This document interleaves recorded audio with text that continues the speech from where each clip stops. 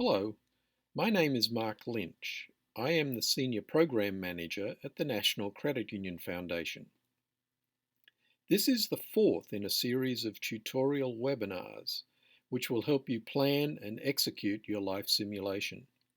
In this tutorial, we talk about how you go about conducting an actual life simulation.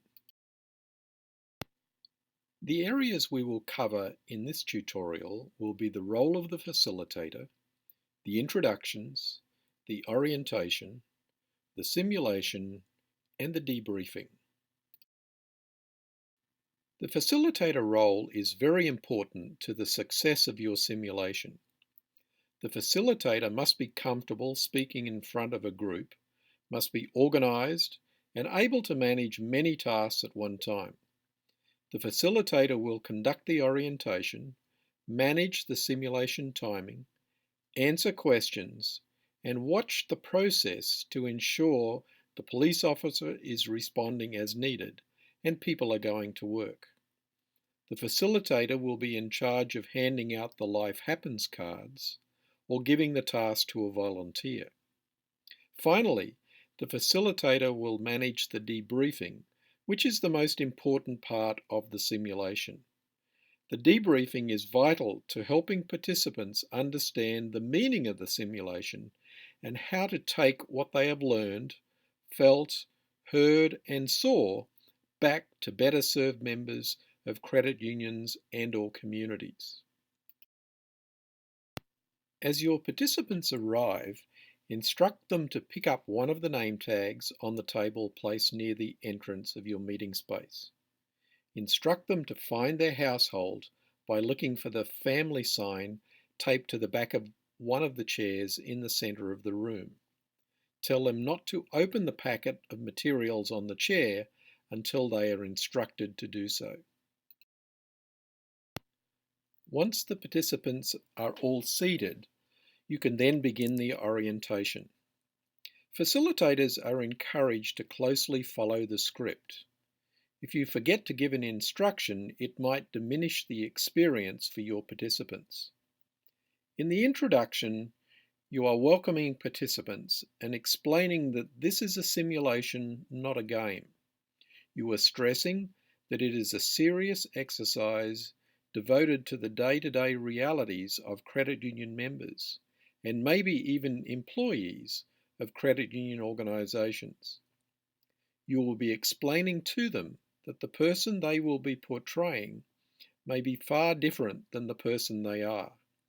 You will be asking them to take a few minutes and think about who they will be portraying, what this member might be thinking, what this member might be saying, what this person might be feeling, and what this person might be hearing.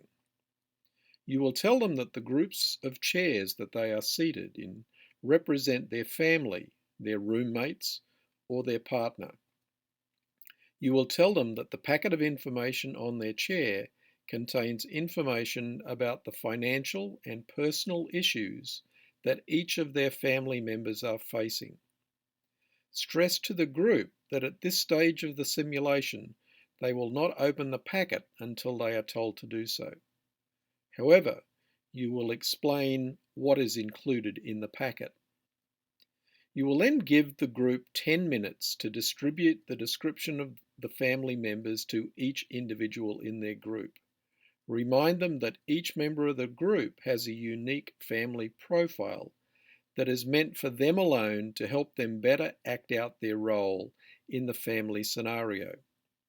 They should not share this personal information with other members of the household. Ask them to study the information carefully and then take a few minutes to reflect upon who they have been asked to portray. What might they be thinking or feeling? Tell them that you will be moving around the room answering questions as they arise. At the end of the 10-minute review period, blow the whistle. Remind participants that this is a simulation, not a game. It is a serious exercise designed to help us better understand the facets of poverty and how credit unions can be a vehicle to help our members achieve a higher level of financial security. Stress that while the family scenarios are fiction, they are based on common problems faced by American families. Some families are really struggling, while others do not fall below the poverty line. The family budgets are realistic and represent expenses that are average amounts, not the lower or upper end of the scale. Explain that all of the materials used in the simulation are reused. For this reason, a pad of paper and pencil is included in their packet, and they should use this if they wish to work on their budget or on other notes. Reiterate that the simulation is divided into 4 15-minute periods. When the whistle blows to indicate the end of a week, they must immediately stop what they are doing and return home, no matter what. They will have a 1 to 2 minutes to regroup before the whistle blows to indicate the start of the next week. Families that are facing tough financial issues oftentimes do not have time to plan, so give them only 1 or 2 minutes to regroup. Ask the participants to be as realistic as possible about the role they have been asked to play. Tell them that how they play their role affects the experience for others around them. Ask them to think about their family unit. Children need to be nurtured and cared for. Remind them to remember to treat their simulated children as if they were alive and kicking.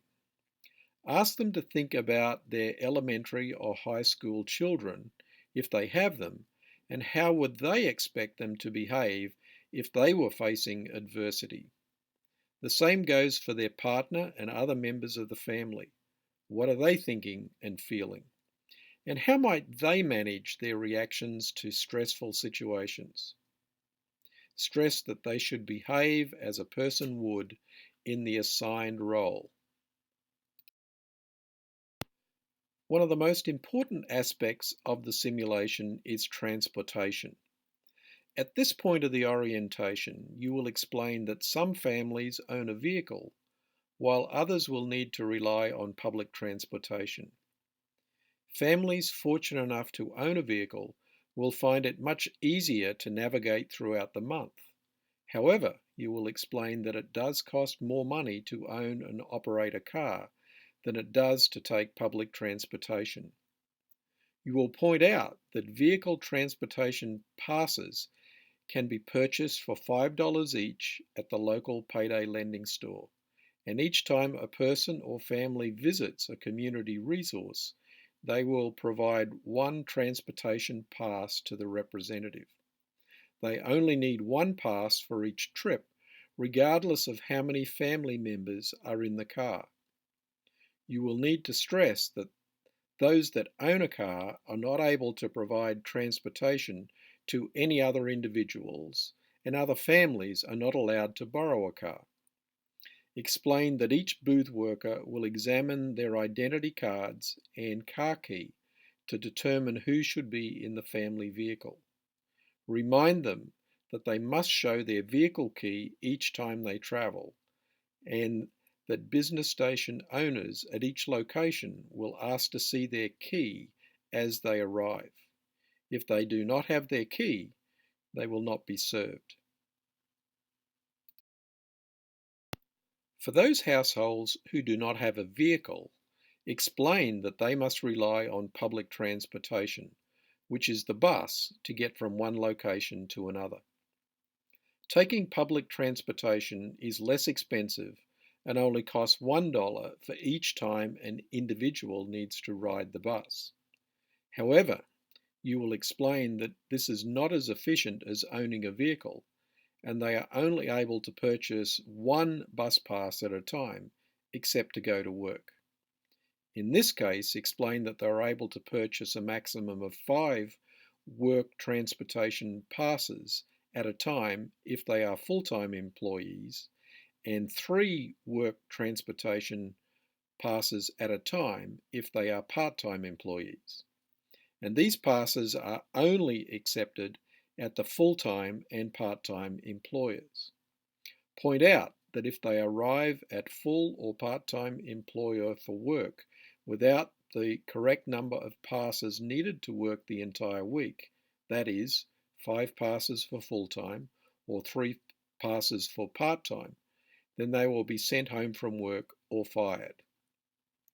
Also explain that a public transportation pass must be purchased for each person who travels, including children, and must be presented immediately at each location they visit. Remind the group that they are the only time for transportation pass is not required is to ask the facilitator a question or to board the school bus. Now it is time to introduce the community resources and business stations. Tell the group that these resources are available to help them make it through the month, so it is important that they listen carefully so that they understand what each of the business stations and community resources does. You should then walk around with a microphone and have the person at each station explain what they do. Point out that some are lucky enough to start out with either a full or part-time job.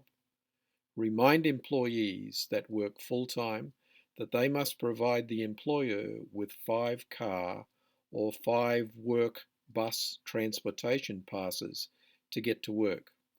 They will be employed for 7 minutes during each 15-minute week, representing the time they would spend at a full-time job. Remind them that it is important that they go to work on time and do quality work while there. If they arrive later than 3 minutes into the start of each week, they will be considered late. If they are employed part-time, they will need 3 car or work transportation passes and will be at work for 5 minutes during each 15-minute week, representing the time they would spend at a part-time job. All employees need to be reminded that if they arrive later than 3 minutes into the start of each week, they will be considered late. Before making some final orientation remarks, explain that sometime during the month, you or one of the volunteers will be visiting their family with a Life Happens card, which represents the unexpected circumstances that happen in our everyday lives. Cars break down, children get sick. Make sure they understand that when they receive the card, they must follow instructions immediately. Conclude the orientation by explaining to the group that as they live their new life, they should remember to keep the home secure, feed their kids, check their homework, pay their bills, and meet the demands of unexpected occurrences. If they have a job, go to work. If they don't have a job, look for work. If they have problems within their family, find a way to solve them and keep smiling. Each week. Remember to start a timer so that you know when the 15 minutes is up. Be available to answer questions either from volunteers or participants. Alert the police officer to any situation that he or she should be aware of. When the 15 minutes is up for each week, blow the whistle and remind participants to immediately return to their households. The only other thing you need to do is to distribute the Life Happens cards. During the simulated month, you will be in charge of handing out these cards. They reflect common emergencies that occur in real life, such as medical issues and traffic violations. The Life Happens cards are unique to each household and clearly show which week the cards should be distributed. It is crucial that these cards be distributed at the correct time for each household. The City Hall and hospital business stations will track which families are actually responding to the issues they are faced with. A good debriefing is the most important aspect of the simulation. The participants must be given the opportunity to share how the exercise impacted them, changed their perceptions, and provided them an inside look of what a huge percentage of American families are facing each and every day. While the family situations are fiction, they do represent the issues faced by millions of consumers. This simulation delves into personal and family well-being. This means that we focus our participants' attention on both financial aspects of consumers and on the interpersonal relationships that are vital to the happiness of people everywhere. A good debriefing includes the following steps. A good debriefing is the most important aspect of the simulation. The participants must be given the opportunity to share how the exercise impacted them, changed perceptions, and provided them with an inside look of what a huge percentage of American families are facing each and every day. While the family situations are fiction, they represent the issues faced by millions of consumers. The simulation delves into personal and family well-being. This means that we focus our participants' attention on both financial aspects and of the interpersonal relationships that are vital to the happiness of people everywhere. A good debriefing includes the following steps. After you blow the whistle for the end of week 4, ask the participants to return to their homes. Ask them to return everything to their packets and to remember to remove their name tags and check their pockets for materials. Once they have done this, ask the volunteers to pick up packets and return them to the storage container. The simulation can be a very emotional activity for many people. It is very important to allow the participants the chance to share those emotions. Doing so allows them to release some of the pressure they are feeling in a constructive way. Ask 5 to 8 volunteers to move to one of the flip charts that have been strategically placed throughout the simulation site prior to the start of the program. As the facilitator, you will instruct the participants to move to a flip chart closest to them. There should be 8 to 10 people at each chart. The volunteer will then ask the group to give 1 or 2 word explanations to how they are feeling. For example, angry, frustrated, proud, etc. Allow the group to spend 5 to 7 minutes on this data gathering before asking the participants to go back to their seats. Then ask the volunteers to bring the flip charts to the front of the space and place them where all of the participants can see them. You should then facilitate a 5 to 7 minute conversation on the similarities you've seen between the flip charts and those unique answers that call for more conversation. Talk about the number of positive emotions versus the number of negative emotions. The first step is to ask the household units to discuss amongst themselves what worked well for them and what they could have done better. Suggest they consider the following questions. What happened within your family? Did good things happen? Did you succeed financially? Did you not succeed? If not, why? Could the things you faced happen to your members, to students, employees, etc.? Were you a good role model for your family or friends? Did you follow the law? Or were you forced to resort to crime to care for your family? What was the most difficult thing you encountered? You should then select 3 to 5 volunteers to share their experience as service providers. They should share how they took advantage of their customers, how they failed to give receipts or proper change, etc. The next step is to ask the participants to move their chairs so they are all facing you, the facilitator. You should then ask the group a series of questions. What was the most difficult aspect of the simulation? Did your family succeed with your financial goals? Were you good parents? Were you good friends? Were you good partners? What did your friends or family members miss out on in your quest for financial success? Will you think differently about members who are struggling? And if so, in what way? In the course of a simulation, common themes arise in the group discussion. Ask the group what they have learned about their members that can help them do a better job as a credit union. Remind them that transportation plays a huge role in the success of families.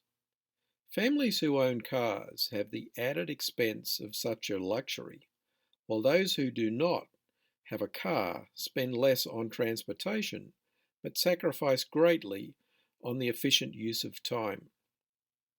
Consider asking if your credit union does or if your credit union should offer a non-prime auto loan product. Talk about how setting aside money for emergencies might make a huge difference. Ask whether families that do not have to depend on high credit costs to manage small family emergencies are less likely to make poor financial choices around lending products. Ask whether your credit union encourages or promotes member savings. Suggest that members might need access to small dollar loans to manage family emergencies. Ask if your credit union offers a payday loan alternative. Talk about how members might be living paycheck to paycheck and suddenly face a financial crisis. Ask what are their options? Does your credit union have staff that have the skills to help these members? If not, would it be a good idea to do so? Mention that there are several community partners that might be able to help families facing financial emergencies. Knowing who they are and how to refer your members is crucial to families getting the help they need. Ask if your credit union's employees know how to refer families that need assistance. You should then have the participants think about one or two things that they can do to increase empathy and compassion for struggling members. Ask for participants and volunteers to share their ideas. Talk about all the things that the National Credit Union Foundation does to help credit unions do this. Ask the group to give the volunteers a round of applause, thanking them for their service. Thank the group for their participation.